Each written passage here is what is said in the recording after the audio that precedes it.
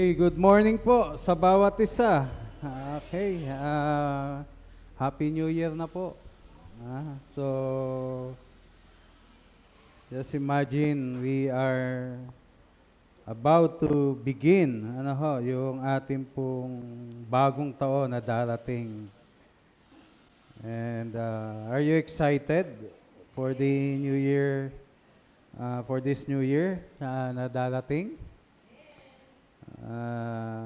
Pero kumusta ho ba yung inyong 2025 so far?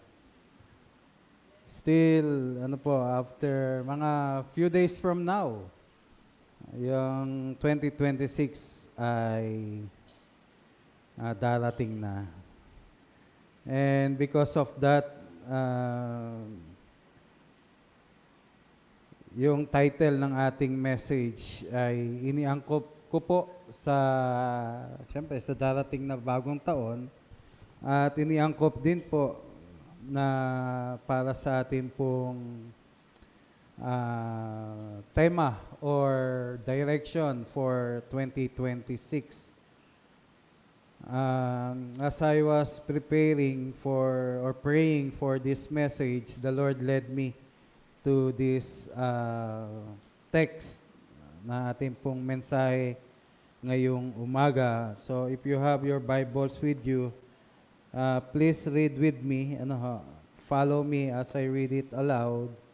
In Matthew chapter 28, the last chapter of the Gospel of Matthew, verse 16 to 20. Okay? So follow me as I read the verses. Matthew 28, 16 to 20. Then the 11 disciples went to Galilee, to the mountain where Jesus had told them to go. When they saw him, they worshipped him, but some doubted.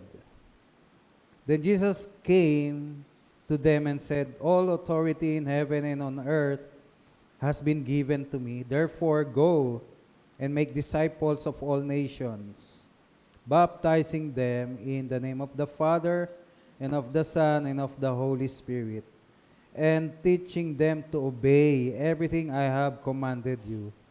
And surely as I am with you always, and surely I am with you always to the very end of the age." Let's pray. Lord, we thank you sa oras na ito na kami po ay muling sama-samang makakasamba sa iyo pong pangalan. Lord, sa oras pong ito, buksan mo ang aming pong mga puso at magkaroon kami, Panginoon, ng sandali ng pagbubulay-bulay at makita namin yung relevance nito sa amin at yung mensahe mo, Panginoon, sa amin. Busugin mo kami ng iyong salita, ng pag-asa, ng bagong pananaw at malalim na kaugnayan sa inyo sa pamamagitan po ng mensahe na ito. Father God, thank you for a glorious ending and a new and victorious beginning, Panginoon, na ibinibigay niyo po sa amin.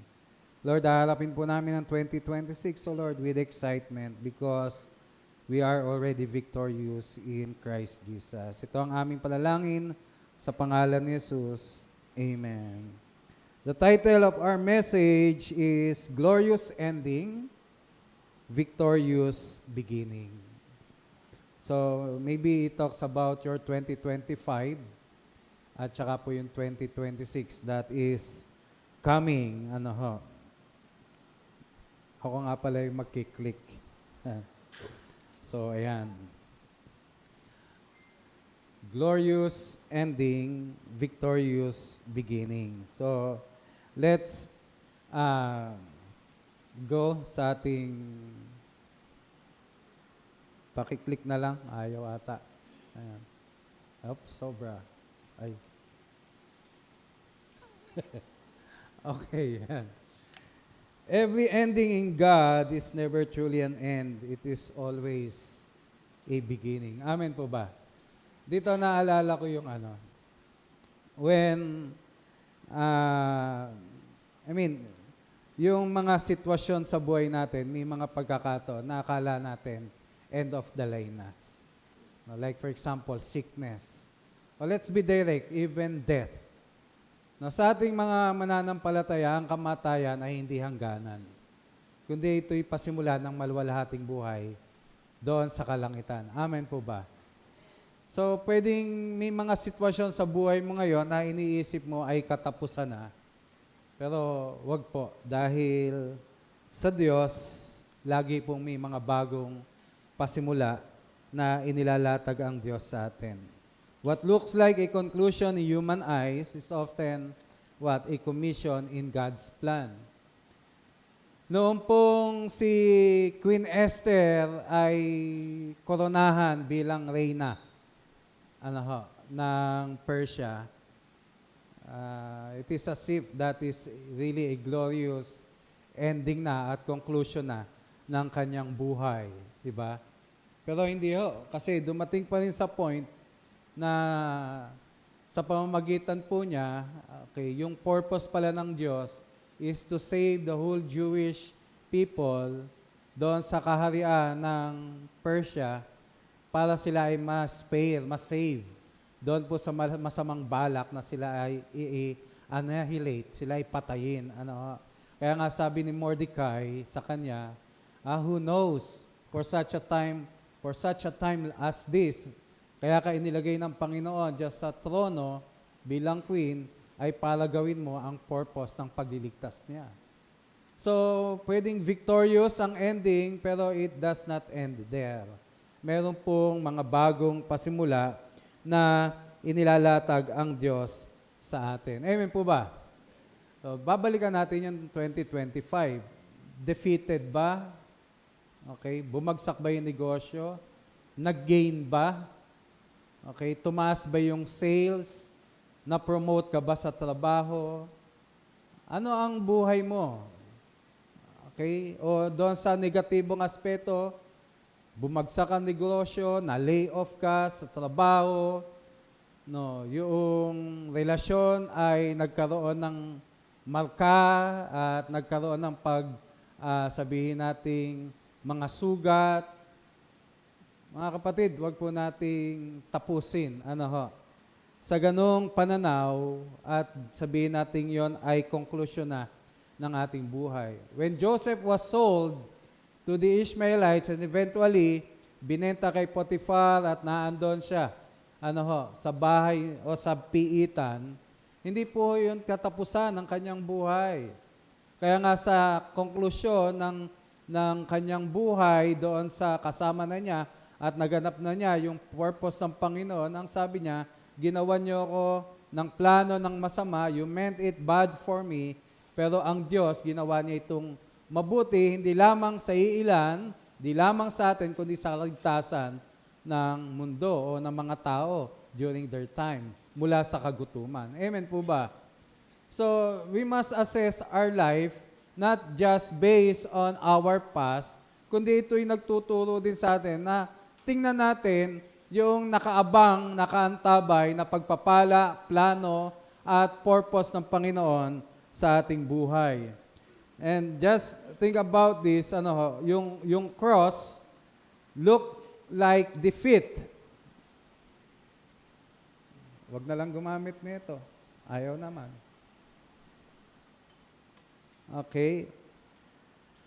Yung cross, parang defeat na yun eh. Kaya nga nung panahon na yun, marahil si Satanas ay nagdiriwang na that he thought the Son of God died at kaya nga even the tomb like what? Defeat and finality. So may mga ganong sitwasyon sa ating buhay eh. Sinabihan ka ng doktor, ito na ang buhay mo, ito na ang karamdaman mo. So it appears na parang yun na yung ending ng lahat.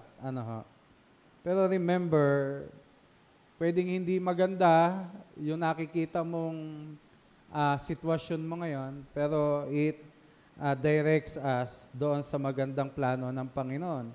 Kaya nga, sa next slide, the resurrection turned the darkest moment into the most glorious end and the most victorious beginning the world has ever known. Nung nag-resurrect si Jesus Christ, He conquers death, He conquers the grave. He resurrected from the death or from death. At now, makita natin yung glorious end ng kanyang ministry dito sa mundo. At nakita natin yung bagong pasimula ng alin? When Jesus Christ ascended to heaven, the church was born. At the earth or the world has turned upside down because of these apostles na ginamit ng Panginoon para ang iglesia ay mapasimulan at maitatag. Of course, with the power and by the power of the Holy Spirit. Kaya nga yung Matthew 28 does not merely close a gospel. Hindi niya tinapos yung gospel, but it opens up a movement. Kaya nga doon sa ating MTM, kung napansin po ninyo, after po ng Matthew, ng Gospel of Matthew, we began saan? Doon sa Book of Acts. Dahil doon sa chapter 1 ng Book of Acts, the first few verses doon, that was where Jesus Christ met His disciples and He ascended to heaven. At yun nga po yung kapanganakan ng iglesia, a movement, a church, His body, na kung saan ay naandon ang kanyang pagkilos. So I entitled this, A Glorious End, because the ministry of Jesus Christ was indeed glorious dito sa mundo before He ascended to heaven, but also, what? A victorious beginning because ang church ay nagpapasimula hindi para magtagumpay, kundi nagpasimula sila ng tagumpay na. Amen po. Kaya nga, a glorious end from cross to resurrection. The narrative of Matthew and other gospel writers ends, but hope begins with the risen Christ. Kaya nga, the cross ended shame, the tomb ended fear, the resurrection ended death's authority. Amen po ba? Hindi po ba ito good news sa inyo? Hindi tayo lang dito sa mundo. Ito po yung ipinakikita dito. Ang cross, tinapos niya ang kahihiyan, ang kahubaran ng kasalanan. Kaya nga, we can stand before God na sinasabi nating deserving tayo because of the death of Jesus Christ. Kinain ng kapangyarihan ng muling pagkabuhay ni Jesucristo ang kamandag ng kasalanan, kaya nga ng kamatayan. Kaya nga in chapter 15 ng 1 Corinthians, makikita natin doon ang sabi ni Pablo, kamatayan. He was quoting this from the scripture. Ang sabi niya, kamatayan, nasaan ang kamandag mo? At binanggit din doon na itong katawan na naluluma, nabubulok, ay pinalitan ng maluwalhati. Amen po ba? Kaya yung kamatayan sa atin, kung titingnan po natin, it is not the end. Ito ay pintuan na maghahatid sa atin sa maluwalhating buhay. And that was the tomb has done for us. But Jesus Christ, He destroyed the power of death and the sin sa ating buhay. The resurrection has ended death's authority. Wala na hong kamandag ang kamatayan sa atin. Amen. Sabi mo sa katabi mo, hindi ka mamamatay. Dadaan ka lang sa pintuan. Mula sa material tungo sa immaterial, mula sa temporal tungo sa eternal. Amen po ba? Kailan nangyari yon? Doon sa victorious o doon sa glorious ending of Christ's ministry dito sa mundo. That's why the church, kahit yung church, hindi siya kayang tinagin, hindi kayang i-overcome ng hell, ng death, ni Satanas at ng kanyang kapangyarihan. Di ba? Even the gates of hell, hindi kayang wasakin ang iglesia because the church has founded doon sa victory na meron ang Panginoong Jesucristo. Kaya nga, yung tomb seems to be finality, pero hindi po yon ang katapusan. At hindi po yon yung hangganan. And then, makikita po natin, this was the end of sin's control. Wala nang control ang kasalanan sa iyo. And even deception ni Satan has ended, and yung dominion ng death. So sinasabi ko po ito sa inyo because that was the glorious end of the earthly ministry ni Jesus Christ dito sa mundo bago siya nag-ascend. And that was the beginning of the church. Bawat sa atin ay kaugnay doon sa magandang plano ng Panginoon sa ating buhay.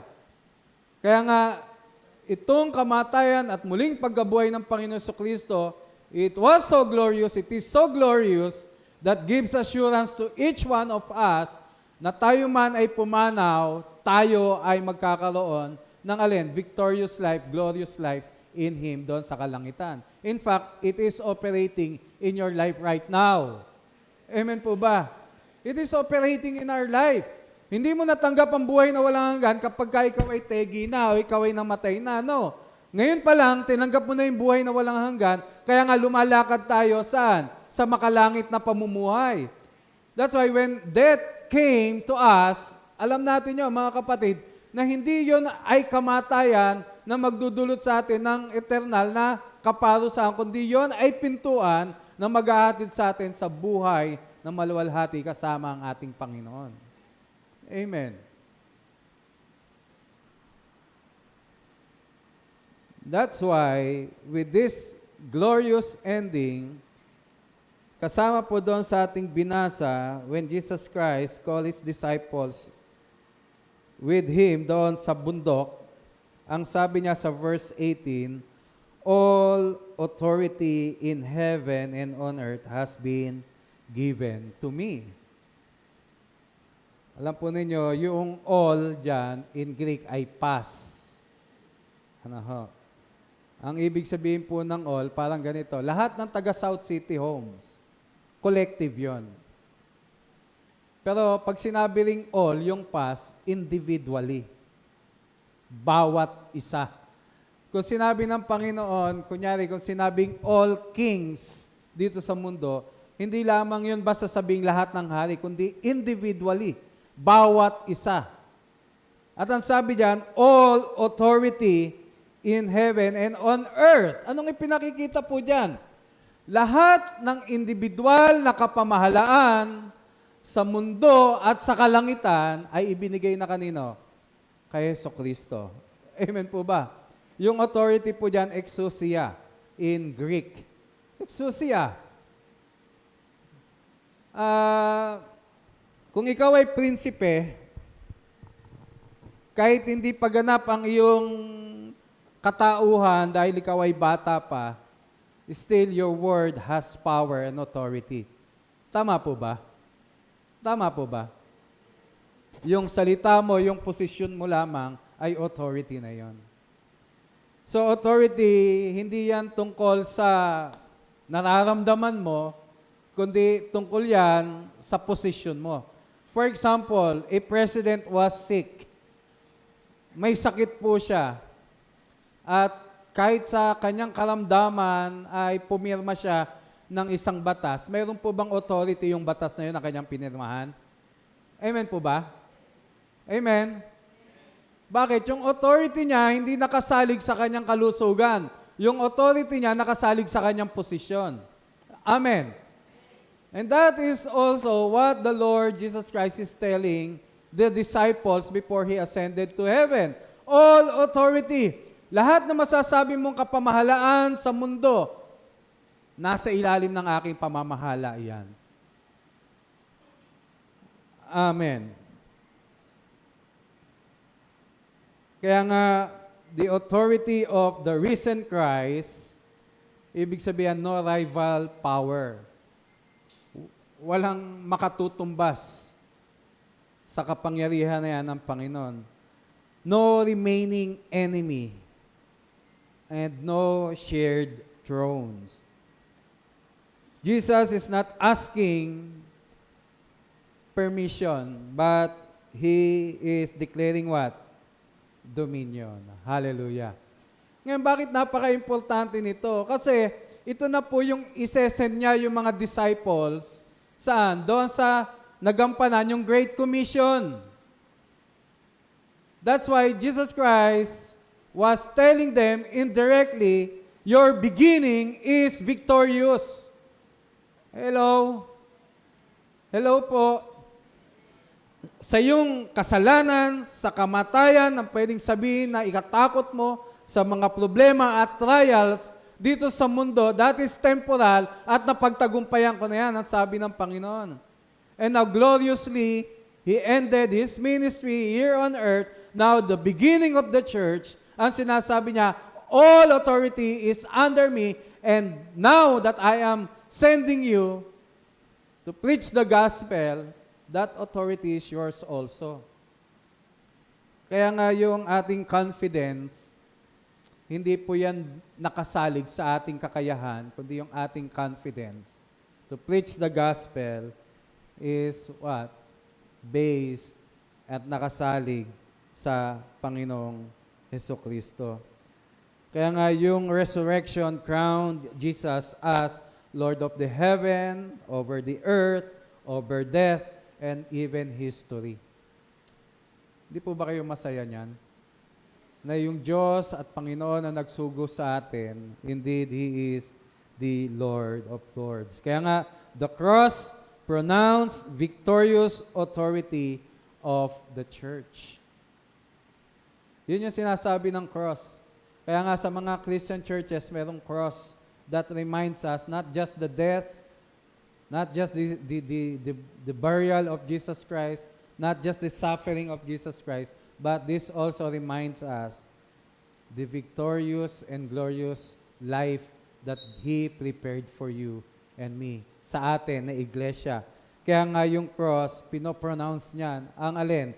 Yung authority ng church. Amen. Number 2, a victorious beginning. That is the Great Commission.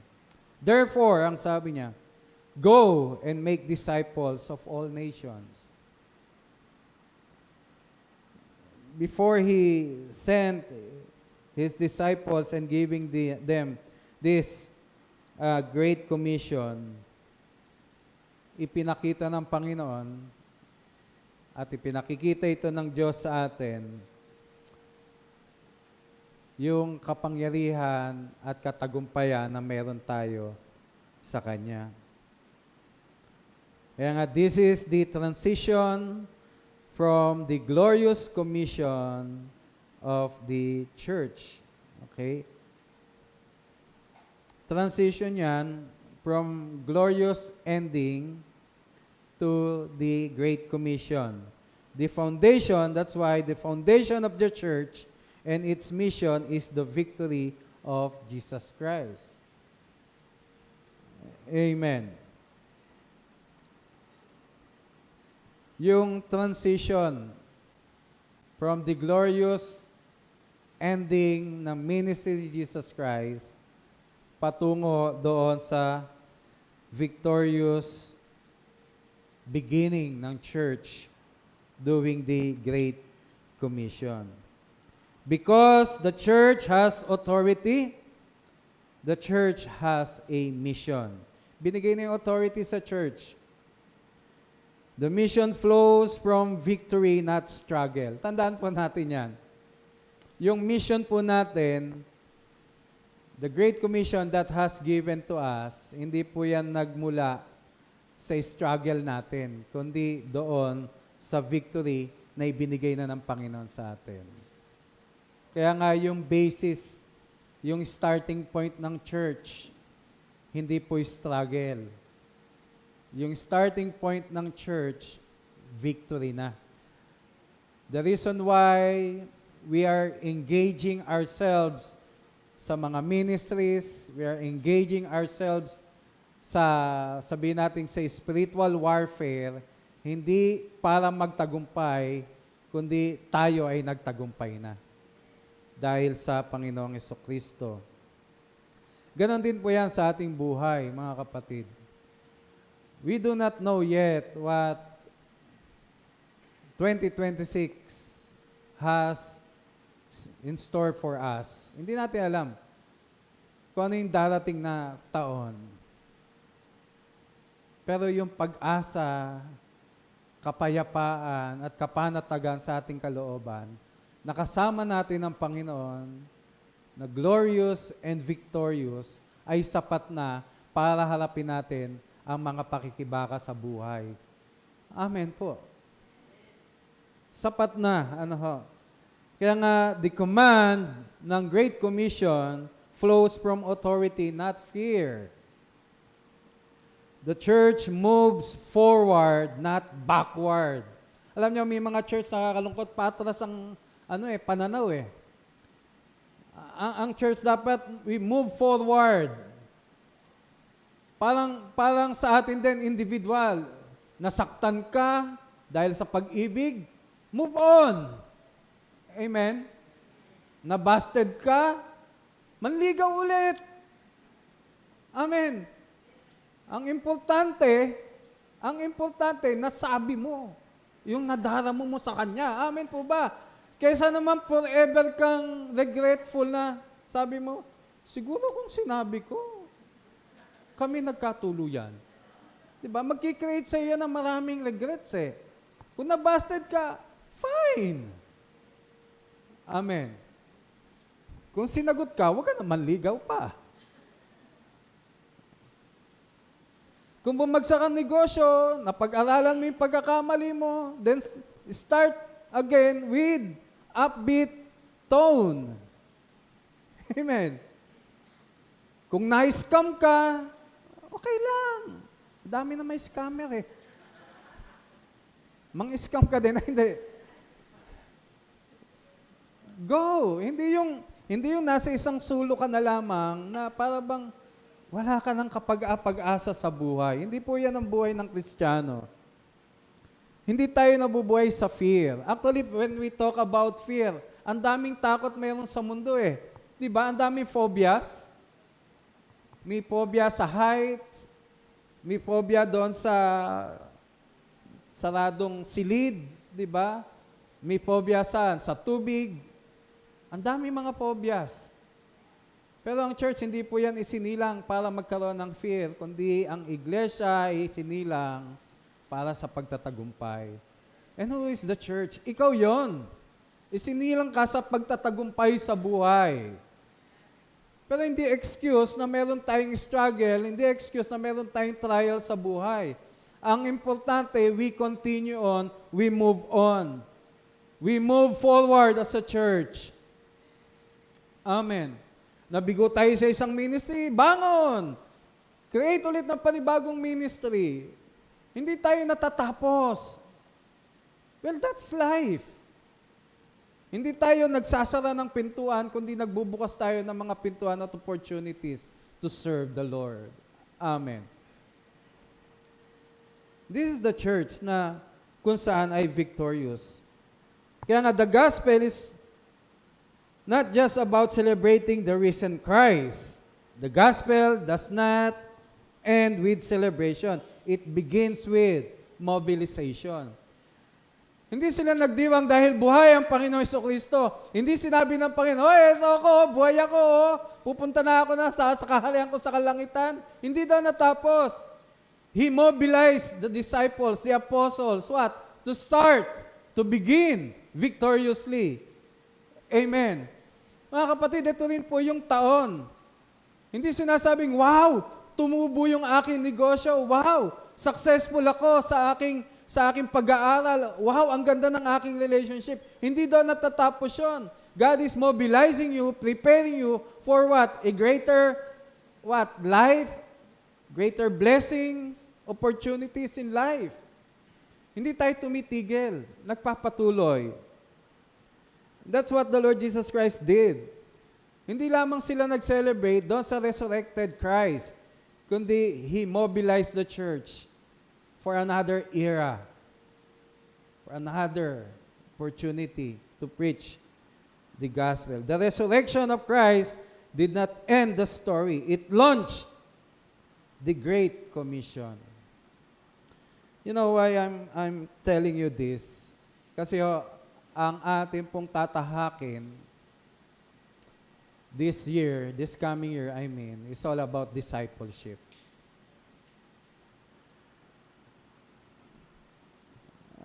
Sa pag-aaral, tuloy, hindi lang naman po sa church natin, aminado rin kahit ang BCWM, na we lack and we fail in discipleship.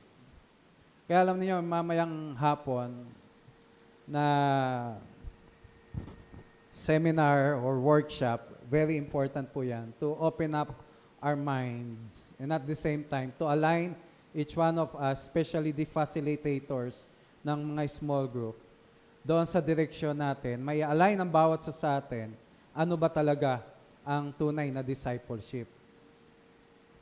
Well, unahin ko na po, ang tunay na discipleship ay transformational. Transformational discipleship. Jesus said, "Go and make disciples of all nations." Anong ibig sabihin po niyan? Jesus did not say, build platforms. Jesus did not say, chase crowds. Jesus did not say, enlist membership. Kaya nga isang topic natin mamaya sa lecture is from membership to discipleship. And i-define natin at hahanapan natin, actually, it is also a consultation, how can we, make our discipleship program a transformational one. So hindi lang tayo nag-enlist ng members. Kaya nga sabi ko sa membership committee, you need to attend. You need to know all these things. Why? Kasi hindi tayo natatapos na ma-enlist ka lamang sa membership at sa listahan na meron ng ating church. This is not what the Lord Jesus Christ told us. Jesus did not say, seek popularity or entertain people. Maraming mga churches ngayon, they just entertain. Pumunta ka, para ka nanonood ng concert. Yung alam, praise and worship, wow! The blendings, the musicality, the presentation, the lightings. Kaya nga gustong pumunta ng tao. Wow, na-entertain sila doon. Pero the church is not here to entertain people. The church is here to disciple and to see the transforming work ng Panginoon sa buhay ng mananampalataya. Amen po ba? So yun po yung tatahakin natin, a transformational discipleship.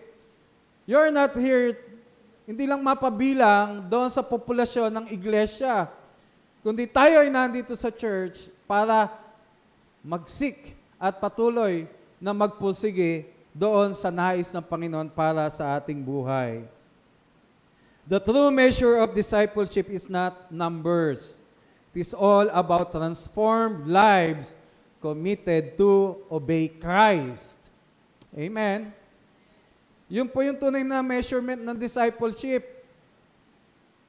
Ang saya-saya natin kasi napakarami. Pero hindi po yung bilang. Actually, that is one of the reasons why we need to shift,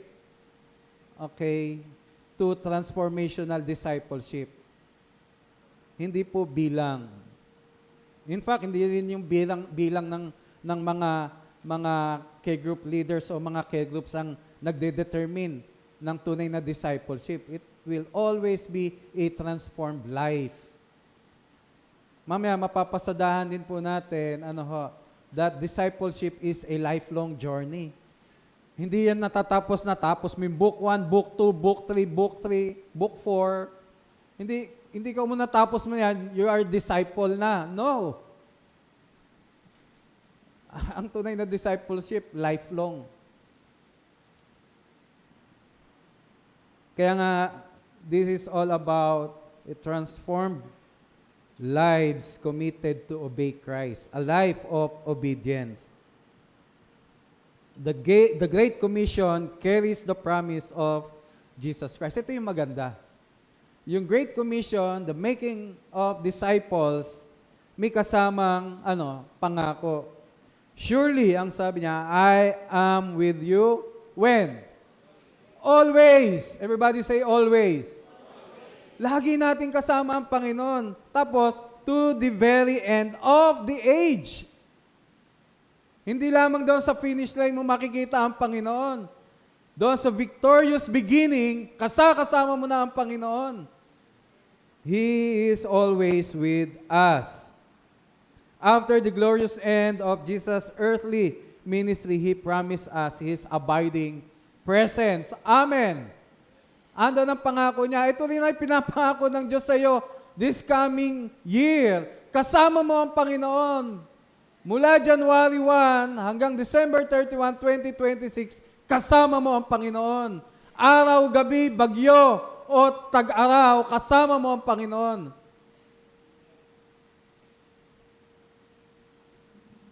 Sino ba yung nagsabi kanina? Tayo lang naman ang nangiiwan sa Diyos. Hindi tayo iiwanan ng Diyos. Kasama natin ang Panginoon. Kaya nga, when the church is weak, He is present. Amen. Kapag naghihina ka, huwag mong kalimutan na andyan ang Diyos. When the mission is difficult, He is present. When the future is uncertain, He is present. Amen. So that's the victorious beginning. That is the Great Commission. Lastly, from end to beginning, our God is sovereign. Hallelujah. Basahin mo yung Biblia.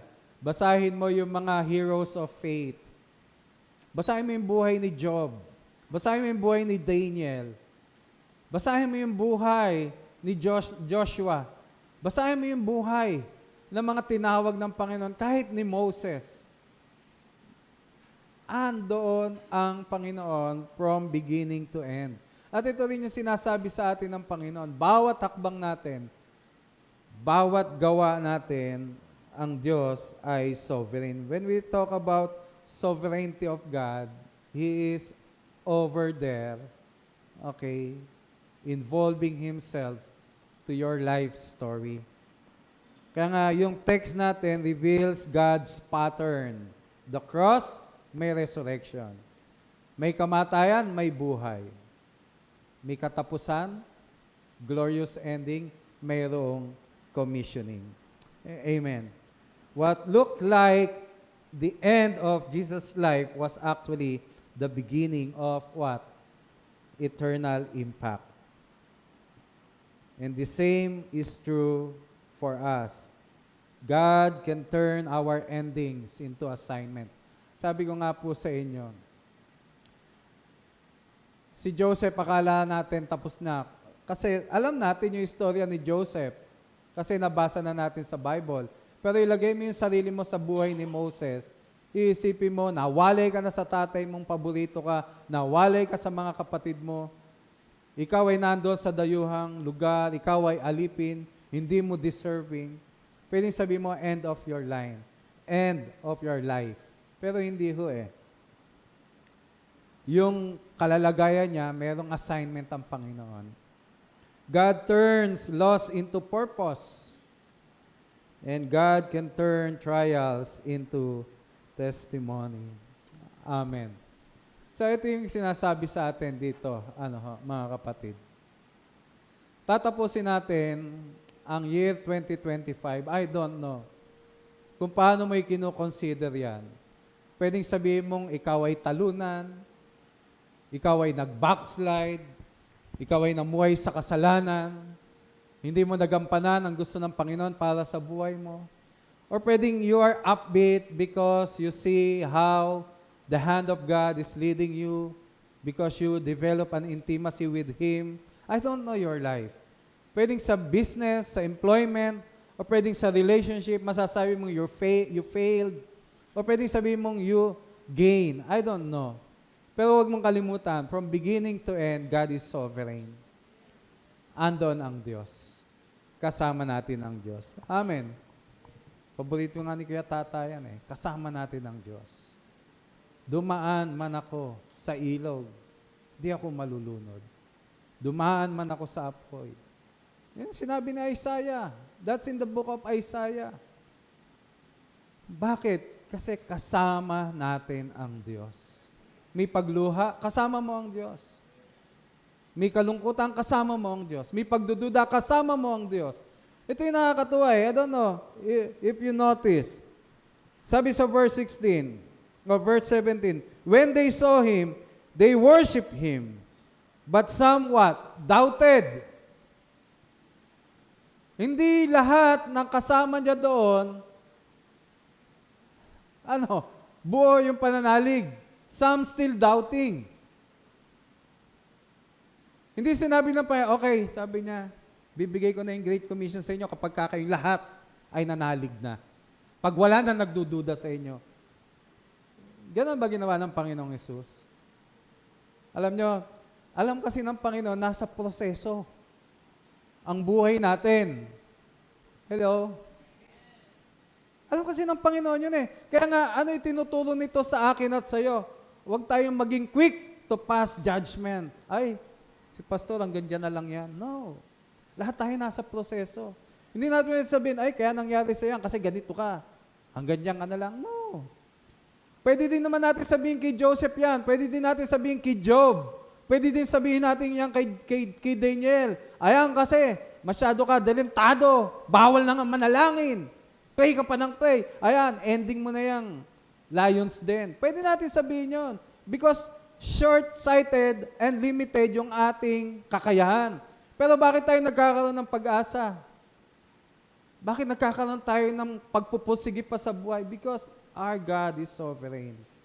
He knows what He's doing. Amen. Kaya nga mga kapatid, ito ay pagtuturo sa atin na anuman ang kalalagayan mo ngayon, approaching 2026, it does not matter at all. Ang importante, alam mo na sovereign ang Diyos at pinangahawakan mo ito. Some doubted. Hindi sinabi ng Panginoon, sige, bibigay ko yung Great Commission kapag buong lahat ang inyong pananampalataya. Pag solid na kayo. Still some doubted, and yet Jesus Christ entrusted to them the Great Commission. Nakita niyo po yon? Hello? Alam niyo, isang portion sa lecture mamaya, ngayon ko na kaya i-lecture.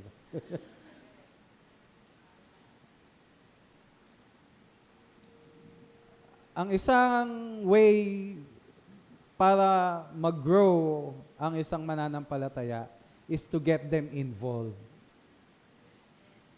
Amen. Getting them involved. Putting them in the service.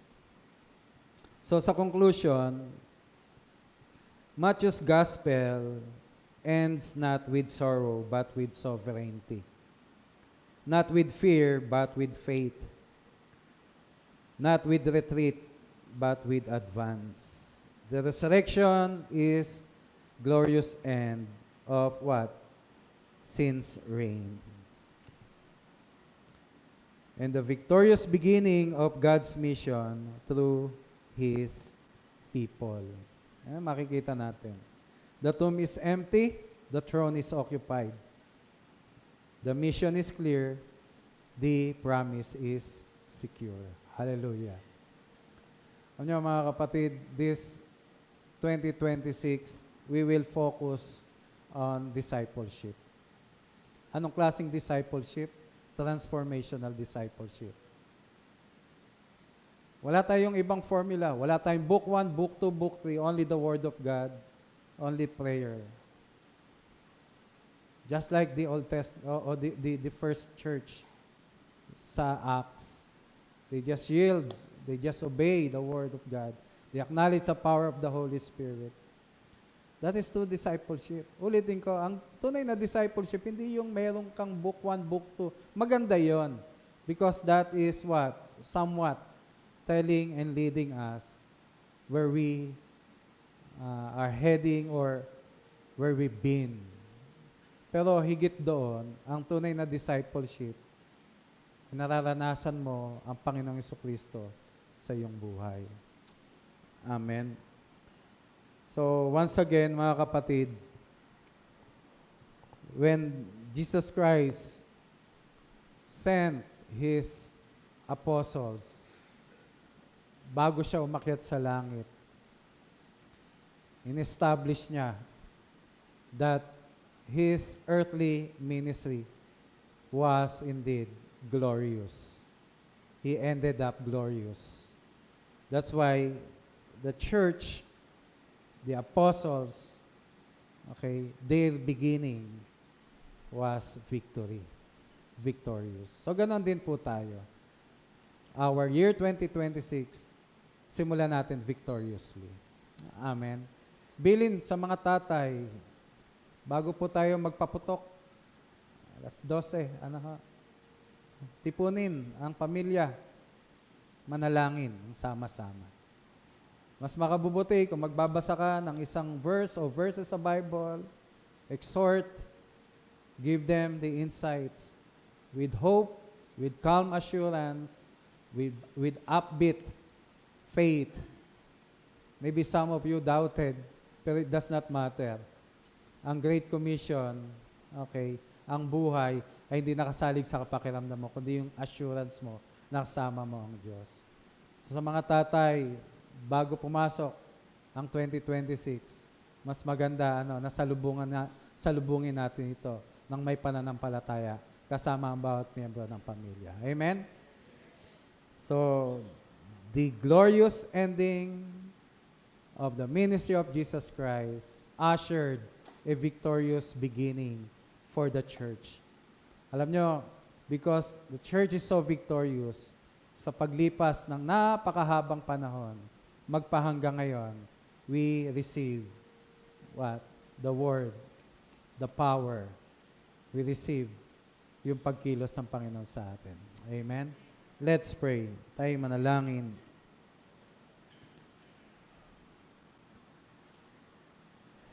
A glorious ending, and at the same time, a victorious beginning. Marahil, sabi mo, I failed so many times this 2025. Yes, pwede. Pero remember, the cross of Jesus Christ. Niredeem ka na niya doon. Do not be deceived. Maybe magandang lesson, learnings, ang mga sitwasyon na yon for you to stand before the glorious Christ. Na-bless po ako doon, mga kapatid. Though some doubted, still, the Lord Jesus Christ gave them the Great Commission. Kasi hindi naman yan tungkol sa nararamdaman. Hindi yan tungkol sa kakulangan na meron tayo. This is all about sa paghakbang doon sa tagumpay ng Panginoon Jesucristo para sa atin. Yes, maybe right now, nakukulangan ka pa sa sarili mo. Pwede ngayon, nakikita mo na insufficient pa ang iyong kaalaman. O pwedeng nakikita mo ang sarili mo na ang dami pang kailangan trabahuhin. It does not matter anymore. When you yield yourself to the Lord Jesus Christ, you will appreciate, Lord, glorious po talaga ang ginawa mo para sa buhay ko. And now, beginning this year, 2026, I am established by your victory. I am victorious.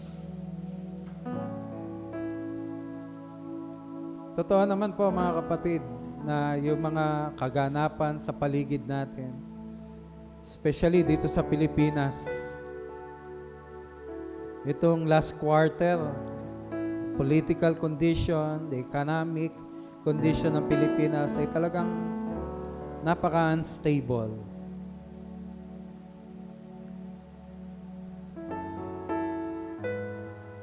Pero alam nyo, kapatid, sovereign ang Diyos eh. He's in control. He knows what He's doing.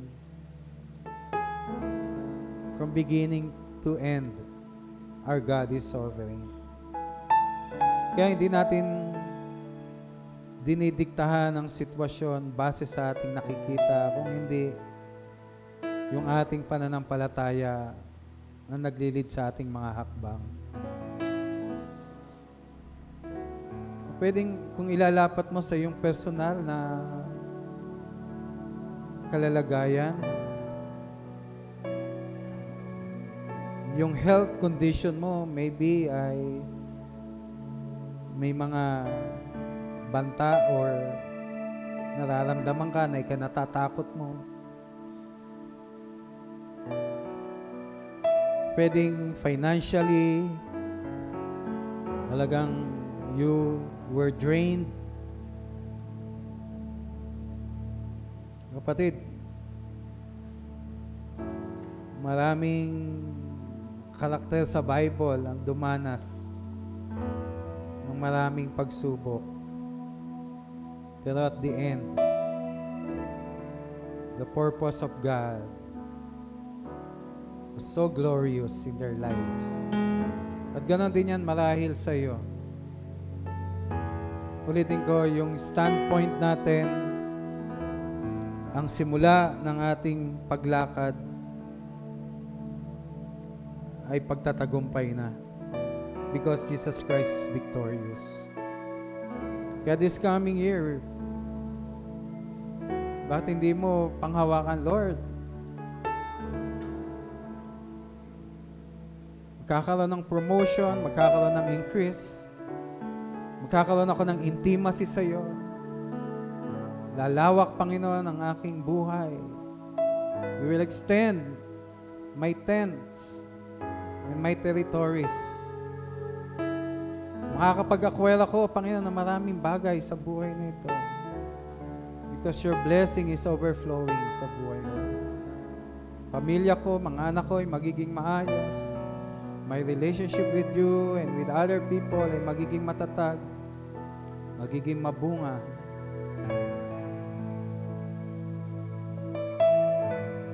Lastly, mga kapatid, always remember, sa issue ng iglesia, sa issue ng ating kaugnayan sa Panginoon, Jesus Christ gloriously ended His earthly ministry to provide victorious beginning for His body, for the church. Kasama ka doon, kapatid. Kaya pwede mong i-apply ito this coming 2026. Lord, your death, your resurrection, your glorious life, ito yung aking sandigan because you made me victorious already sa pagtaha ko at paglalakbay ko sa buhay nito sa pagharap sa 2026. Hallelujah. Father, we thank you for the finished work of Christ, His glorious ending dito sa mundo that ushered us, O God, introduced us, O God, to a victorious beginning, victorious life here sa mundo, sa iglesia, sa aking career, sa aking trabaho, sa aking negosyo, sa lahat ng aming ginagawa.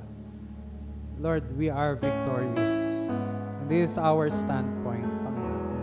This is our foundation. Salamat dahil tinapos mo na lahat ng pakikibaka. At kung kami man ay naglalakbay, kami aani ng maraming pagtatagumpay. Kaya, O Diyos, pagpalain mo ang bawat sa amin, bless this church, and continue, God, to manifest your glory. This all we pray, in the name of Jesus we pray. Amen. Amen. Good morning.